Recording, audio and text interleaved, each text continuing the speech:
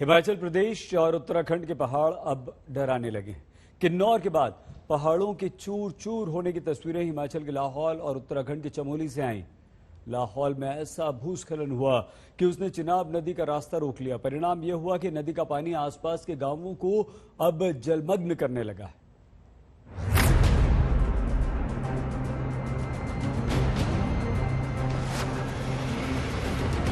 पहाड़ का क्रोध शांत नहीं हो रहा।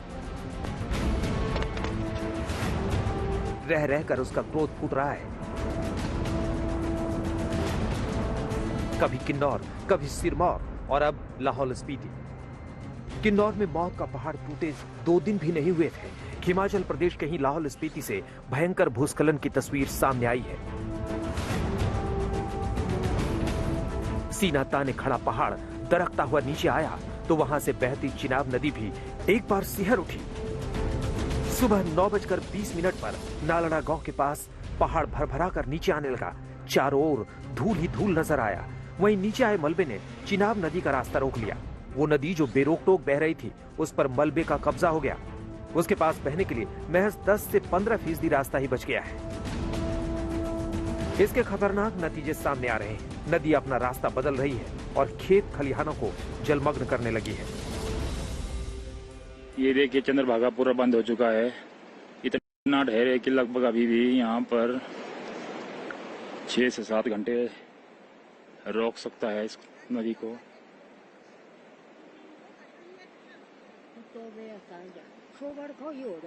पूरा देखिए, अब खेत खलिहान सब डूबने वाले हैं। पहाड़ी मलबे ने बांध का रूप ले लिया है। अगर नदी का रास्ता खोला नहीं गया तो बड़ी तबाही मच सकती है। इसी आशंका को देखते हुए एनडीआरएफ की टीमों को तैनात किया गया है। वहीं हेलीकॉप्टर से इस इलाके का सर्वे किया जा रहा है। पानी रुकने से पास के जसरत और हालिंग गांव की जमीन और गांव को खतरा पड़ गया है और उन्हें खाली कराया जा रहा है। उधर उत्तराखंड के चमोली में हिमाचल के किन्नौर जैसा ही खतरनाक भूस्खलन हो रहा है। भारी बारिश के बाद पहाड़ कैसे दरकता है, उसकी जीती जागती और भय पैदा करने वाली तस्वीर सामने आई है। पहाड़ के चूर चूर होकर नीचे आने की ये तस्वीरें जोशीमठ बद्रीनाथ नेशनल हाईवे की हैं। गुरुवार देर शाम भारी बारिश के बाद पहाड़ दरका और मिट्टी पत्थर का मलबा नीचे आने लगा।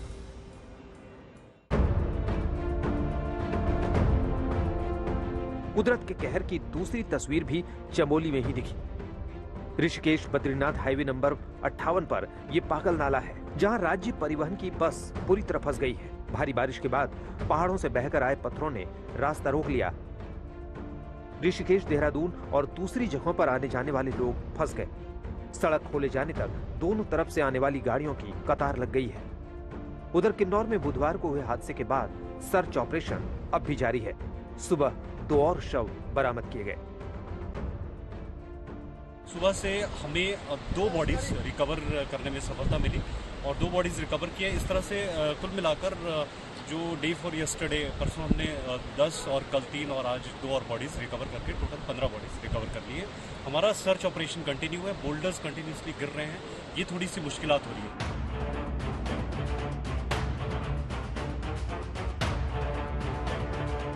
हिमाचल से उत्तराखंड तक पहाड़ों के दरकने का खतरनाक और जानलेवा सिलसिला जारी है। पर्यावरणविदों के मुताबिक अंधाधुंध सड़क निर्माण, अवैध खनन, पनबिजली परियोजनाओं को सोचे समझे बिना मंजूरी और पेड़ों की कटाई इस तबाही के लिए जिम्मेदार है। यहाँ पे अंधाधुंध पेड़ों की कटाई हुई है।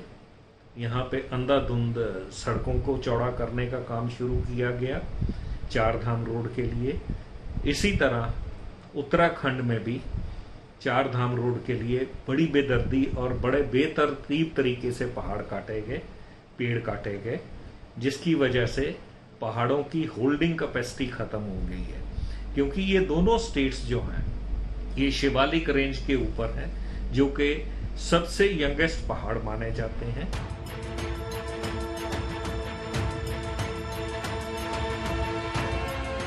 ये शिवालिक की पहाड़ियां हैं जो सबसे नई और नाजुक है। ऐसे में इन पर सड़क, बिजली की परियोजनाओं को आगे बढ़ाने के साथ ही पेड़ों की कटाई रोकने पर बड़ा फैसला लेना होगा, नहीं तो ऐसी तबाहियों को रोकना संभव नहीं रह जाएगा। दिल्ली में सुशांत मेहरा, चमोली में कमल नयन सिलोड़ी और लाहौल में मनविंदर अरोड़ा के साथ मंजीत सहगल। चंडीगढ़, आज तक। पहाड़ों के टूटने से जहां डर बढ़ता जा रहा है, वहीं उत्तर प्रदेश में उफनती नदियों ने 24 जिलों में जिंदगियों को खतरे में डाल दिया है। मुख्यमंत्री उप मुख्यमंत्री दोनों हवाई दौरा कर रहे हैं, लेकिन हर दूसरे साल आने वाली बाढ़ से त्रस्त लोगों की अब नाराजगी बढ़ रही है।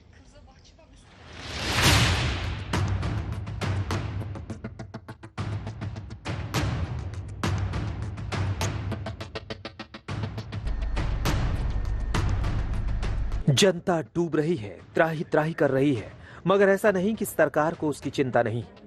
चिंता है, और इतनी चिंता है कि उस पर बराबर नजर रख रही है। आसमान से, विमान की उड़ान से तकलीफ को देखने और उसका एहसास करने की कोशिश जारी है। दरअसल यूपी में बाढ़ ने ऐसी तबाही मचाई है कि 2, 4 या 10 नहीं, पूरे के पूरे 24 जिलों में खेत खलिहान और सड़क मकान सैलाब की जद में आ गए हैं। पहले देखिए विमान में सवार डिप्टी सीएम केशव प्रसाद मौर्य को, जो बाढ़ से राहत के मिशन पर हैं।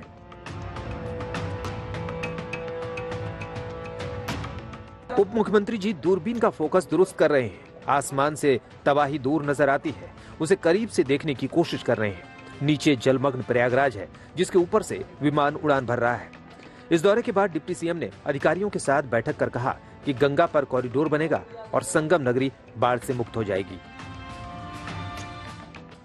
प्रयागराज में बाढ़ का यह संकट लगभग हर वर्ष आता है और काफ़ी नुकसान उठाना पड़ता है। इसलिए हम लोगों ने यह भी कहा है कि एक व्यापक और दीर्घकालिक कार्य योजना तैयार करिए, जिसके आधार पर प्रयागराज को सदा सर्वदा के लिए बाढ़ से मुक्त किया जा सके। बाकी गंगा मैया की कृपा बनी रहे, ये हम लोग अपेक्षा करें। सरकार को भरोसा है कि गंगा का पानी कम होगा तो मुश्किलें कम हो जाएंगी, मगर फिलहाल प्रयागराज में गंगा और यमुना दोनों खतरे के निशान से ऊपर बह रही हैं और जमीनी हालात कुछ ऐसे हैं।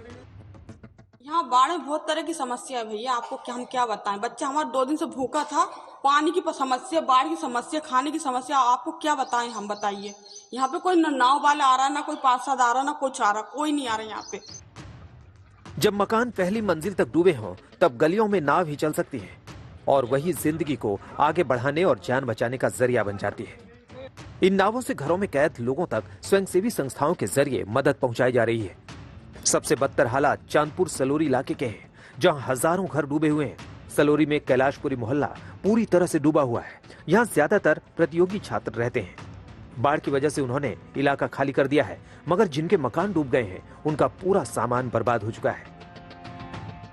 हर वर्ष मंदिर के नीचे रहता है पानी, हर वर्ष, मतलब प्रत्येक वर्ष, लेकिन हर प्रत्येक 3 वर्ष में पूरे के पूरे यहाँ पर ये सड़क पे छू लेता है। जिन स्टूडेंट का मकान मतलब जो रह रहे थे नीचे, पूरा छोड़ के इस समय घर चले गए हुए हैं, लोग एक दूसरे के यहाँ शिफ्ट हुए हैं या ऊपर रह रहे हैं।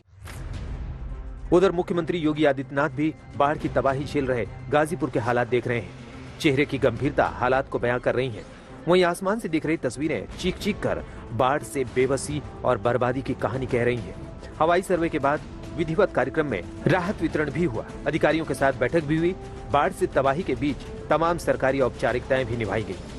24 घंटे पहले मुख्यमंत्री योगी वाराणसी के दौरे पर थे। तब वो एनडीआरएफ की बोट पर सवार थे।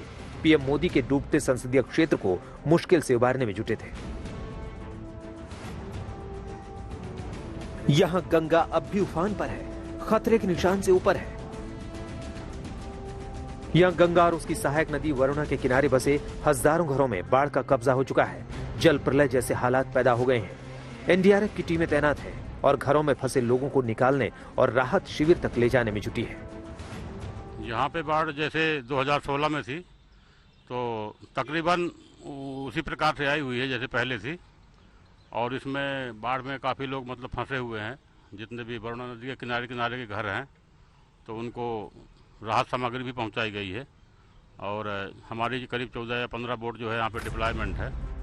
रिहायशी इलाकों में गली गली पानी है, तो शहर के बाहरी इलाके में हजारों लाखों के पट्टे पर सब्जी की खेती करने वाले सरकार से नाराज हैं। रमना बनपुरवा में 45 साल की इंद्रावती का गुस्सा कुछ इस तरह फूटा। सरकार से खुश हैं कि नाराज? नाराज है सरकार से। सरकार से उन ऊपर बैठल बान अधिकारी कुर्सी पर। हाँ, हमनों के देखा के चाहिए ना कि जनता के लगानी खेत लिया था। हाँ? हाँ? हमने का क्षेत्र का है ना, उनके वोटी में हमने न चले हई जल्ला मोदी जी के खुशी में। यही नाराजगी हाकिमों में डर पैदा करती है, तभी उनके दौरे होते हैं, राहत और बचाव होता है। मगर इस बाढ़ का मुकम्मल इलाज कब होगा? 2016, 2019 और अब 2021 में वाराणसी बाढ़ की तबाही झेल रही है। इस बर्बादी से निजात कब मिलेगी? रोशन जायसवाल के साथ अभिषेक मिश्रा, वाराणसी, आज तक।